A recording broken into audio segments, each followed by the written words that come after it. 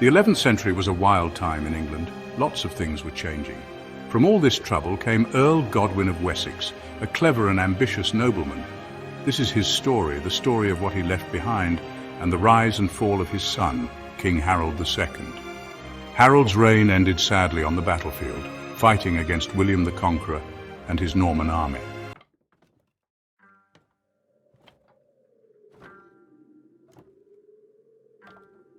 The story of Godwin and Harold is a big part of the story of Anglo-Saxon England.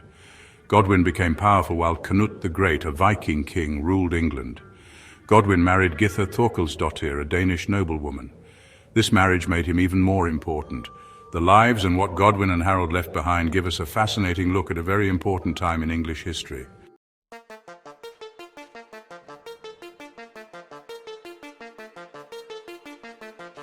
Earl Godwin of Wessex's life is a bit of a mystery. He was born around 1001, but we don't know much about his early life. He probably came from an important family in Wessex, the centre of Anglo-Saxon England. What he learned early on would help him later as he dealt with all the tricky situations at court.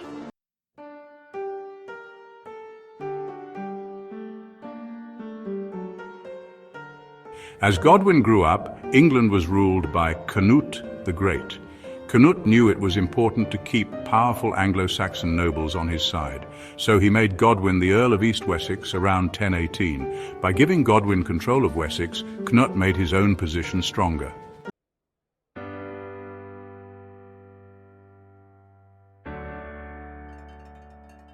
Godwin, now the Earl of East Wessex, made his position even stronger by marrying cleverly. He married Githa Thorkelsdottir, a noblewoman from Denmark. This marriage made Godwin one of Cnut's closest advisors. Together, Godwin and Githa became very powerful, starting a whole dynasty.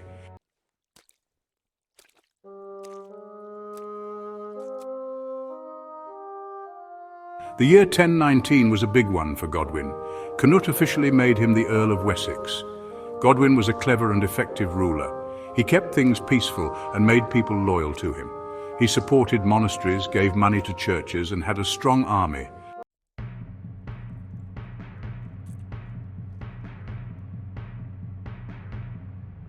When Cnut the Great died in 1035, things got complicated in England. Godwin, always a practical man, was caught in the middle of arguments about who should be king.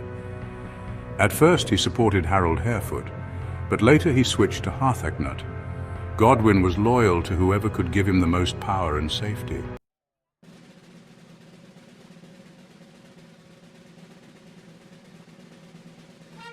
When Harold Harefoot died in 1040, Edward the Confessor came back to be king. Godwin supported Edward and helped him. He even let his daughter Edith marry Edward in 1045. Even though Godwin seemed loyal, there were problems between him and Edward's Norman advisors.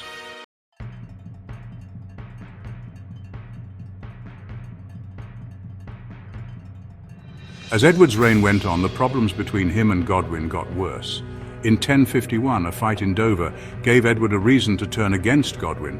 Godwin and his sons had to run away, but they came back the next year. What happened in 1051 and 1052 really hurt the relationship between the king and his most powerful earl.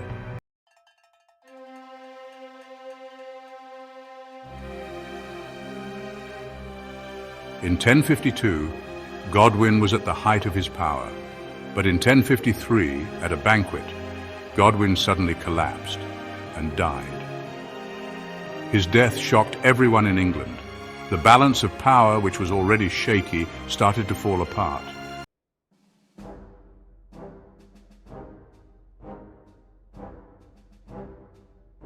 Harold Godwinson, Godwin's oldest surviving son, stepped up. Harold became the Earl of Wessex, like his father, and became even more powerful. Edward, who wasn't really involved in ruling anymore, let Harold run things. But other nobles didn't like Harold's ambition, and the Normans were scheming, causing more trouble.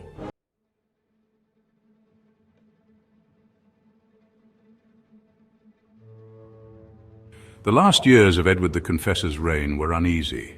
The kingdom was fraught with tension and uncertainty as the aging king's health deteriorated. His courtiers and subjects watched anxiously, knowing that the future of England hung in the balance.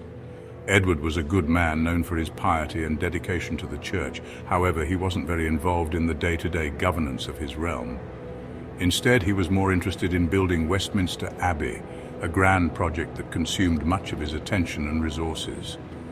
This focus on religious architecture over political matters left a power vacuum that others were eager to fill. Harold Godwinson, one of the most powerful nobles in England, was a key figure during this time. Despite his significant influence, Harold had many enemies who resented his ambition and the idea of a new dynasty emerging from the Godwin family.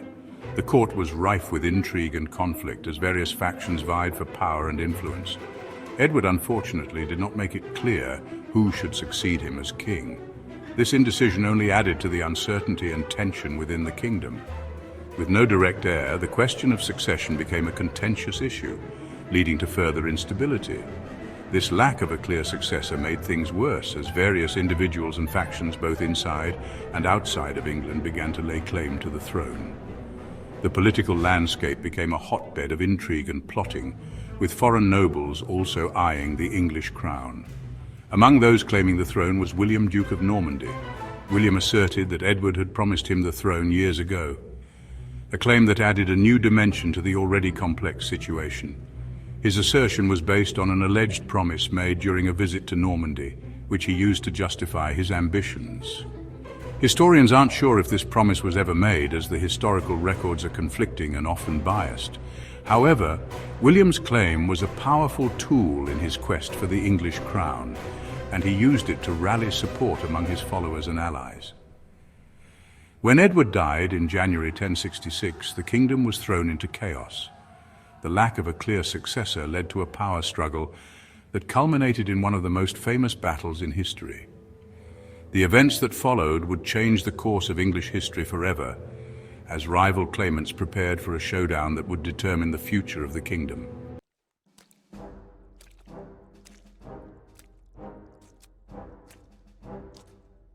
On January 6, 1066, the day after Edward the Confessor died, a significant event unfolded in the heart of England. The air was thick with anticipation and uncertainty as the nation mourned the loss of their king. Edward's death left a power vacuum, and the question of succession loomed large over the kingdom. Harold Godwinson, a powerful nobleman with a strong claim, was crowned King Harold II in the hallowed halls of Westminster Abbey. The ceremony was grand, filled with the solemnity and grandeur befitting a king. Yet, beneath the surface, tensions simmered. It was a monumental moment for Harold, but there were immediate problems. The court was filled with whispers and worried glances. Many nobles were concerned about the legitimacy of Harold's claim to the throne. Harold's claim to the throne wasn't accepted by everyone. There were heated debates and arguments among the nobles. Some believed that other contenders had a more rightful claim, and this discord threatened the stability of the realm. His rivals were not just envious, they were actively plotting against him. They believed that Harold had usurped the throne and were determined to see him dethroned. The seeds of rebellion were being sown. Meanwhile, across the English Channel, William of Normandy was preparing his army. He believed he had a legitimate claim to the English throne and was ready to enforce it with military might. The drums of war were beginning to beat. Harold knew he would have to fight to keep his crown. He began to strategize and prepare for the inevitable conflict. The weight of the crown was heavy and the future uncertain. The coronation itself was a grand affair, with nobles from all over England in attendance.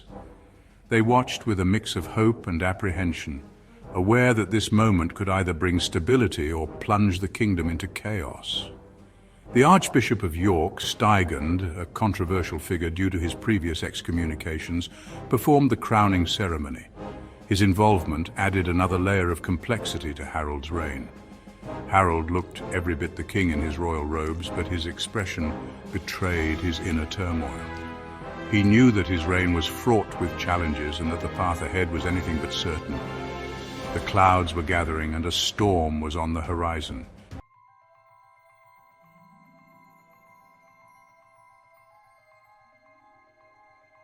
While Harold was busy in the south, preparing for an anticipated invasion by William of Normandy, trouble was brewing from the north. The skies darkened, and a sense of foreboding filled the air.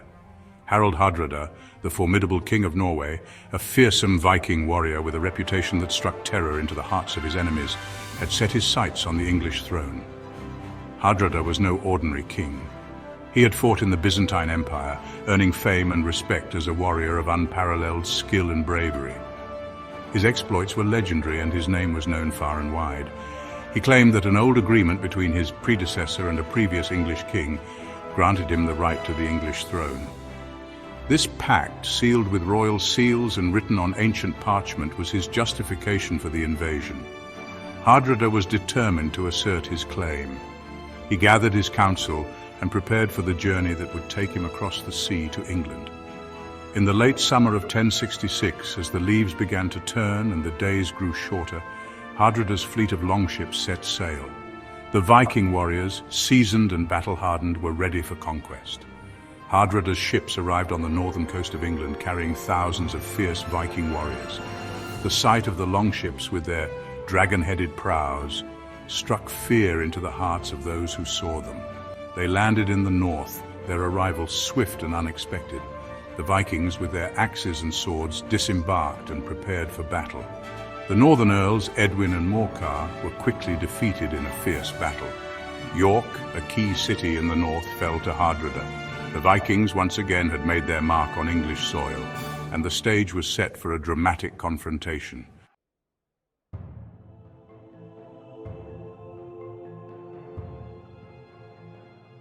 Harold heard about the Vikings and had to decide what to do. Should he stay in the south and wait for William, or go north to fight Hardrada? If he left the north, he might lose the kingdom before William even arrived. Harold decided to fight Hardrada. He gathered his army and marched north incredibly fast. On September 25, 1066, the English and Vikings fought at Stamford Bridge near York. The Vikings were surprised by how quickly Harold arrived. They weren't ready for a big battle.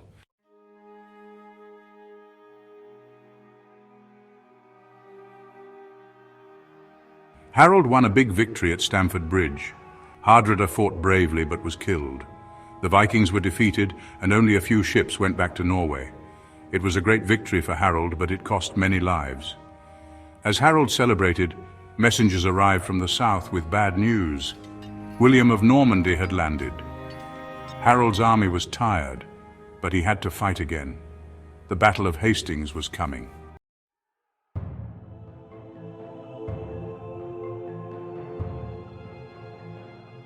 While Harold was happy about winning at Stamford Bridge, William, Duke of Normandy, was invading England. William's ships, full of soldiers, landed at Pevensey Bay near Hastings on September 28, 1066. News of the invasion spread quickly. William landed his army easily and built a wooden castle, showing he planned to stay.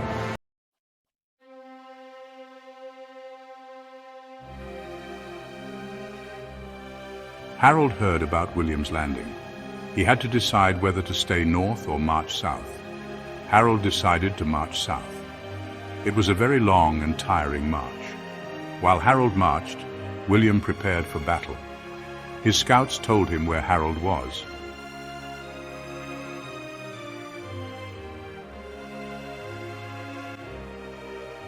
By October 13, 1066, both armies were ready near Hastings. Harold, whose army was tired, took a defensive position on Senlac Hill. His men formed a shield wall. William's army was bigger and fresher. He spent the night praying and encouraging his men, promising them rewards if they won. The fate of England would be decided the next day.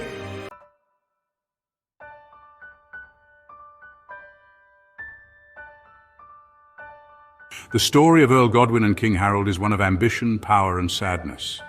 Godwin rose from nothing to become very powerful. His life was full of changing alliances and dangerous power struggles. Harold became king, but his reign was short. He won at Stamford Bridge, but died at Hastings. Godwin and Harold were ambitious and understood how to get power.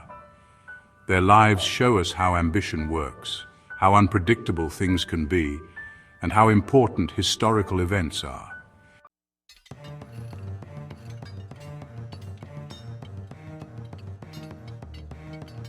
1066, the year of the Norman conquest, changed English history forever. The Battle of Hastings changed everything. The Normans changed the English language, culture, laws, and society. But we shouldn't forget Godwin and Harold. They were important people in the events of their time. Their story reminds us that history is complicated. People are still interested in Godwin, Harold, and 1066. Their story reminds us that the past is important, and that we should remember the people who came before us.